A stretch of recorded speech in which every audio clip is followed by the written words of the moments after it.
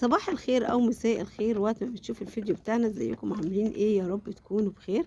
رجعت لكم فيديو جديد وجميل وان شاء الله هيعجبكم. النهارده بقى يومنا عند الفراخ. شايفين بقى بسم الله ما شاء الله، الله اكبر. شايفين يا حبايبي؟ بنحب ناكل الفراخ مع بعض، بنتكلم مع بعض في كل حاجه تخص الطيور بتاعتنا. بس نصلي على النبي وما ننساش اللايك والاشتراك في القناه عشان يوصل لكم مننا كل جديد.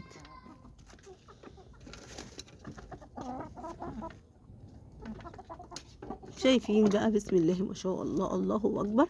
طبعا يا حبايبي احنا بنحب ان احنا ناكل الطيور بتاعتنا. طبعا لو انت عايزه مشروع من البيت مربح ممكن تعمليه من البيت برضه، هيبقى سهل جدا وجميل لما تعمليه من البيت. يعني ايه؟ يعني تعمليه من البيت وتجيبي كتاكيت صغيره بدل ما تجيبي فراخ كبيره عمرها شهر او عمرها 20 يوم بتبقى غاليه، بتجيبيها عمرها صغنن كده علشان تعرفي تحصنيها وتعرفي تربيها وتطلعي منها كميه.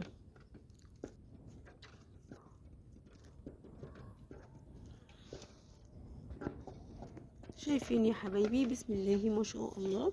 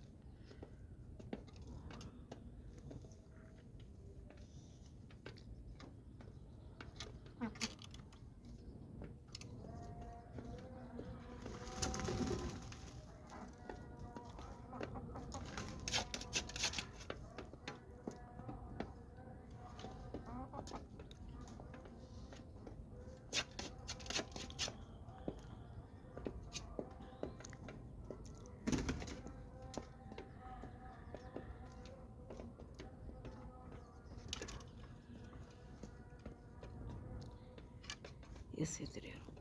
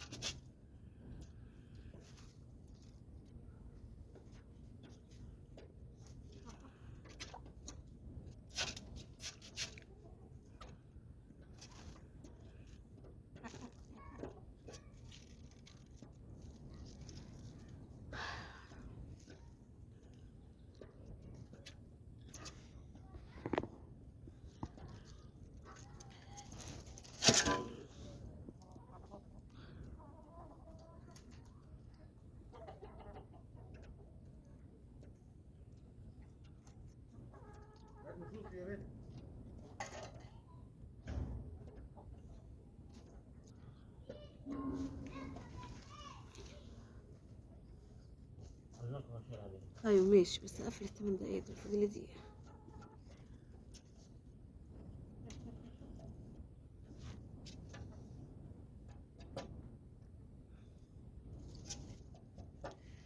مين اللي مات؟ ده معرفوش، ده كبير عجوز يعني.